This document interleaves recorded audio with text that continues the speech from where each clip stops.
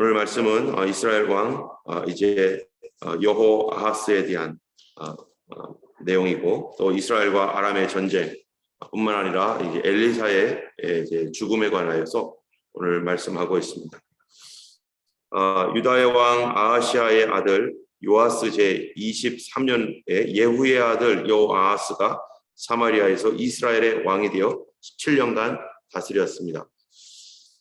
이제 예후도 전심으로 하나님을 순종하며 따라가기를 하나님께서 원하셨지만 반밖에는 그 일을 하지 않고 예후가 자기의 수명을 다하고 죽고 그의 아들에게 이제 나라의 왕위를 물려주었습니다. 그가 여호아하스입니다.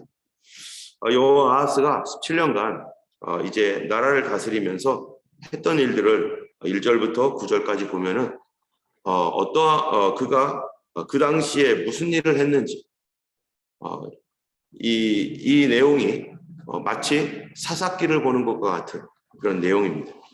사사기의 내용이 뭐였습니까?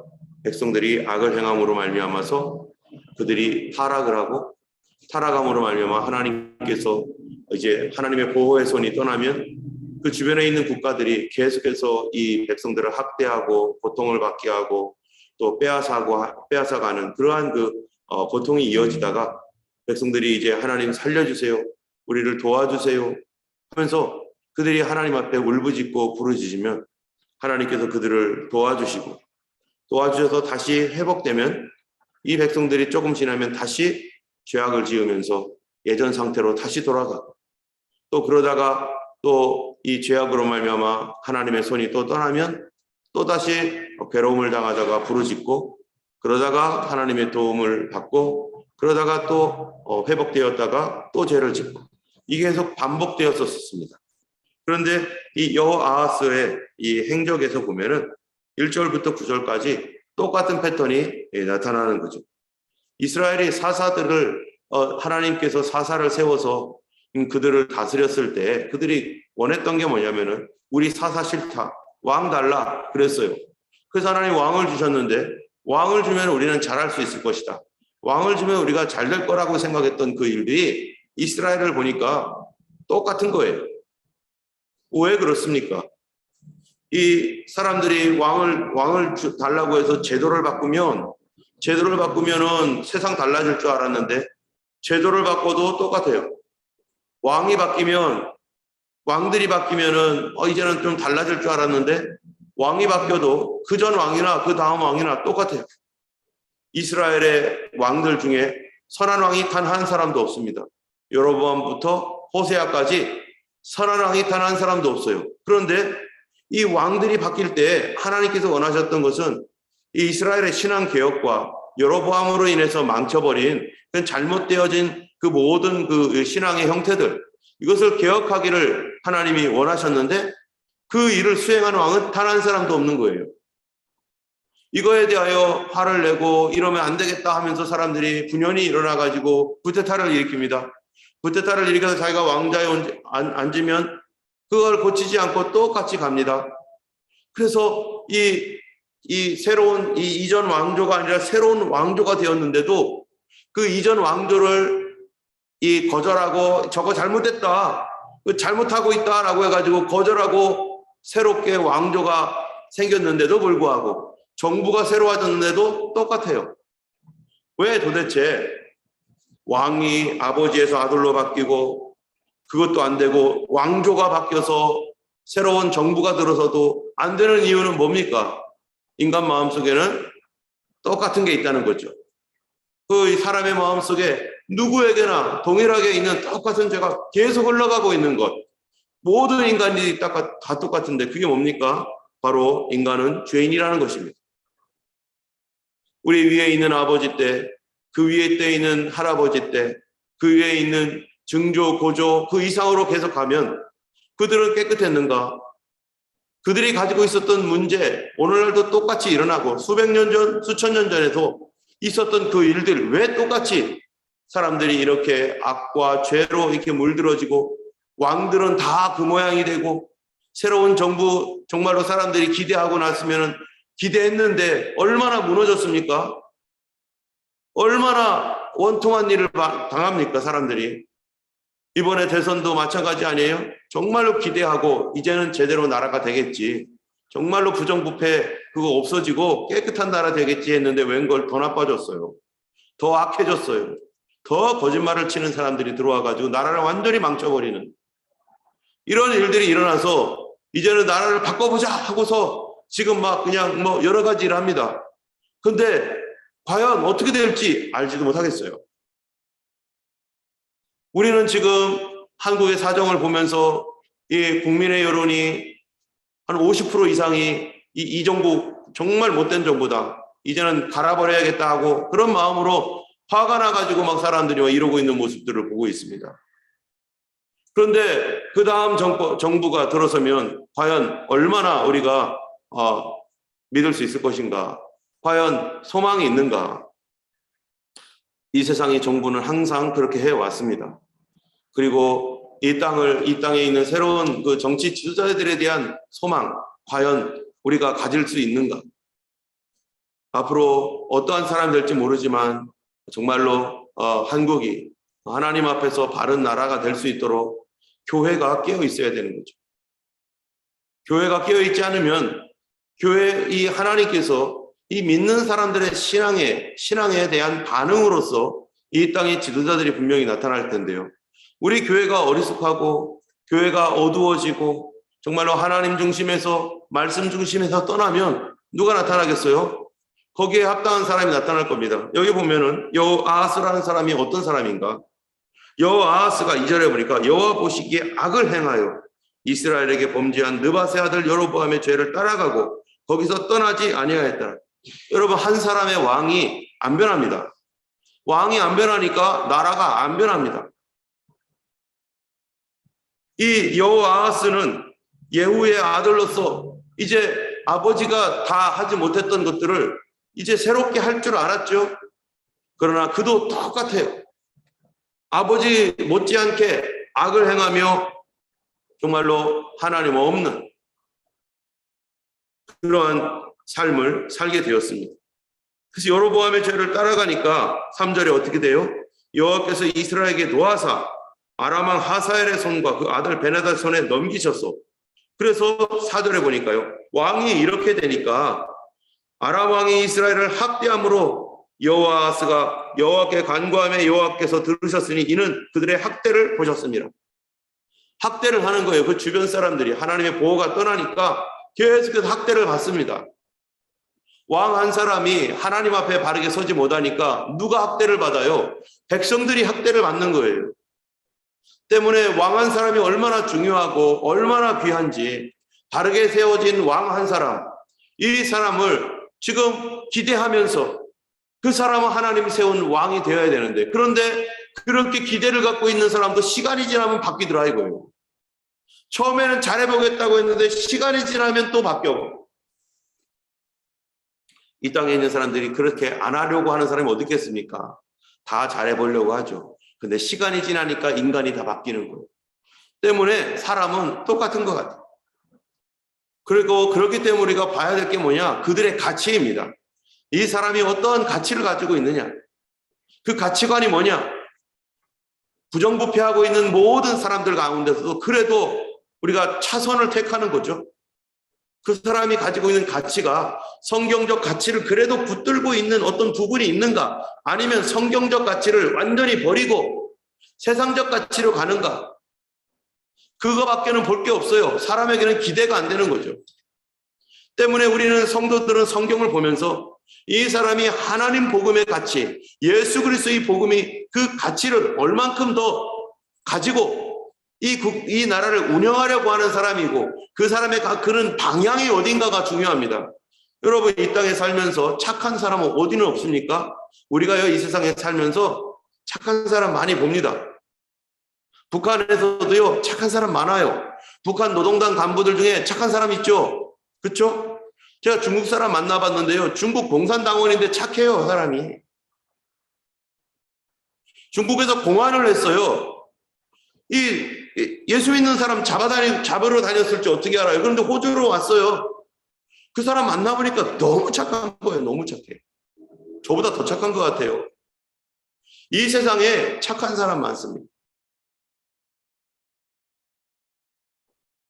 문제는 뭐냐면요. 어느 편이냐가 문제예요.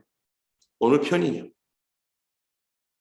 러시아와 우크라이나에 이 여러 가지 일들이 있습니다. 우크라이나의 이 러시아 군인들 착한 사람 없겠어요? 우크라이나 군인들 착한 사람 없겠습니까? 그런데 어느 편이냐? 그것 때문에 죽고 죽이는 것이죠. 어떤 가치를 공유하고 있는가? 이 사람이 비록 착해 보이고 어떻게 잘 살아가는 것 같지만 그러나 그들이 가지고 있는 가치관. 여러분, 공산주의와 자유주의가 우리나라에서 대결했을 때 공산주의 신봉했던 사람들 중에 착한 사람 없겠습니까? 착한 사람 있죠.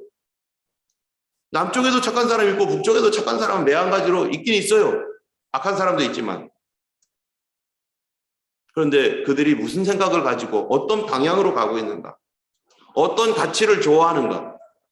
성도들은요, 어떤 가치에 있어야 됩니까? 우린 공산주의도 아니고 민주주의도 아니고 예수주의예요. 정말로 성경이 말하고 있는 진리를 누가 담고 있는가? 이것이 중요한 거죠. 그것 보고 결정해야 되는 거죠. 그런데 이 세상 사람들은 그런 거 보지 않습니다. 그냥 겉으로 보이는 어떠한 이런 것들, 선전선동에 속기도 하고. 그러다 보니까 성도들도 성경적 가치관이 아니라 개인적인 어떤 성향에 따라서 투표도 하고 이러고 있어요. 그런데 우리는 진짜 예수 믿는 사람이라면 뭐를 지켜야 돼요? 말씀 지켜야 되는 거 아니에요? 그러면 누가 말씀을 더 지키려고 하는 정부인가? 어떤 정부가 더 말씀에 더 가치가 있는가?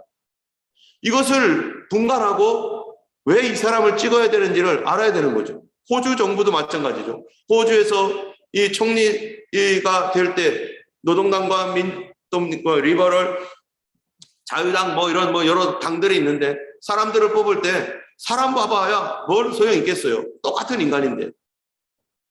그들이 무슨 가치를 가지고 있는가?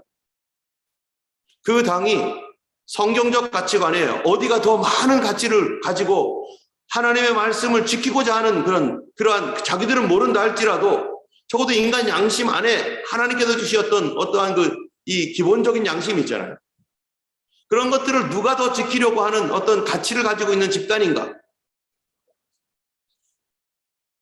결국에는 사람은 어차피 부도덕하게 되는 그러한 것들을 보면서 사람에 대한 희망을 우리가 버릴 수밖에 없는 것입니다.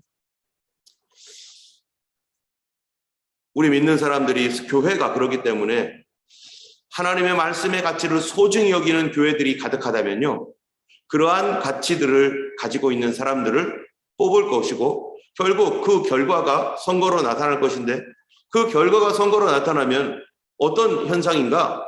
바로 교회가, 지금 한국교회가 함께 한다면 뭔들 못하겠어요. 그런데 한국교회가 어떠한 상태인가가 드러날 것입니다. 이미 드러났었죠, 과거에. 그래서 그렇게 새로운 정부를 만들어 놨더니 속았잖아요. 이 땅 가운데 우리의 교회의 믿음이 이 땅의 운명을 바꿔놓고 결정해 놓을 것입니다. 왜냐하면 교회는 세상을 충만케 하는 그리스도의 충만함이 교회에 있기 때문에 그렇습니다. 교회가 축복의 통로이기 때문에 그렇습니다. 아브라함을 통해서 하나님께서 이 세상을 복주시겠다고 했고, 예수 그리스도께서 새 언약을 맺으신 그러한 교회, 이 교회가 세상을 축복하는 통로인데, 이 교회가 어리석어지고 교회가 무너지면 이 땅에 정말로 분별력이 없어지고 세상이 법이 바뀌고 하나님이 기뻐하시는 가치가 아닌 다른 가치에 의해서 계속해서 무너질 것입니다. 지금 러시아와 우크라이나가 싸우고 있는데요. 러시아가 왜 공산주의가 됐습니까? 바로 러시아 정교회가 무너졌기 때문에, 부정부패와 온갖 더러운 일들로 더 이상 교회로서의 기능을 하지 않고, 그러니까 백성들이 이 러시아에 있는 정교회, 그 다음에 이 왕실에 대하여 아주 고개를 절레절레 흔들게 됐습니다. 신앙이 다 파괴됐기 때문에. 그러니까 다른 거 한번 해보자 해서 공산주의 택했죠. 그래서 적백 이 전쟁이 일어나고 공산주의 택했는데 어떻게 됐어요? 더 절망했죠. 더 절망해서 이제 새로 다시 러시아가 소련이 무너지고 다시 러시아가 됐습니다. 그런데 여전히 과연 복음의 가치가 얼만큼 그 정교회 안에 있는가? 이 이스라엘의 왕이 도대체 새로운 왕조가 일어서고 없어지고 일어서고 없어져도 왜 도대체 이 나라가 안 바뀌는가? 여러분, 여기에 엘리사가 오늘 죽는데요. 하나님께서 위대한 선지자 엘리사가 이스라엘을 위해서 정말로 헌신했습니다. 귀한 선지자입니다. 그런데 이들이 한계가 있어요. 이들은 나라를 못 바꿉니다. 이들이 나라를 바꾼 게 아니에요. 그들은 나라가 하나님 앞에 바르게 되도록 왕을 돕고 하나님 앞에 서도록 백성들을 계몽하긴 했지만 그들이 해서 나라가 바뀌어지지 않았어요. 나라를 바꾸는 존재가 누굽니까? 왕입니다. 왕은 안 바뀌어요. 왕이 안 바뀌니까 선지자들이 고통을 받고 주의 종들이 괴로움을 당하는 거죠. 도대체 왕이 왜 안 바뀝니까? 여러분, 이스라엘이 여로보암부터 호세아 마지막까지 어떻게 살았는가?